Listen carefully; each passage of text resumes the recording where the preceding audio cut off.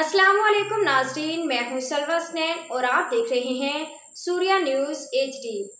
आइए नजर डालते हैं आज की अहम खबरों पर।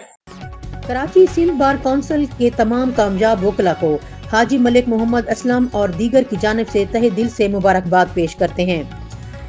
कराची स्टाफ रिपोर्टर की खबर के मुताबिक कराची सिंध बार कौंसिल के इंतखाबात में कामयाबी हासिल करने वाले तमाम वकला को हाजी मलिक मोहम्मद असलम, मलिक सलीम पनवार, हाजी जीशान दायमा, मोहम्मद शफीक राठौर, मलिक मोहम्मद हनीफ, मलिक फकीर मोहम्मद, मलिक नईम, मोहम्मद अली और जहूर अहमद ने दिल की गहराइयों से मुबारकबाद पेश की।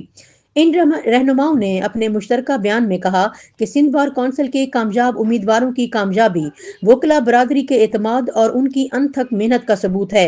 उनका कहना था कि नौ मुंतखब नुमाइंदे अदल व इंसाफ की फराहमी, वकला के मसाइल के हल और अवामी खिदमत के जज्बे के साथ अपने फराइज अंजाम देंगे।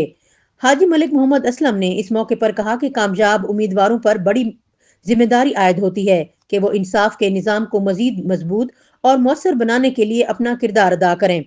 तमाम शुरका ने दुआ की कि सिंध बार कौंसिल के नौ मुंतखब अराकीन अपनी क़ियादत में वकला बरादरी की फलाह बहबूद के लिए भरपूर खिदमत अंजाम देंगे।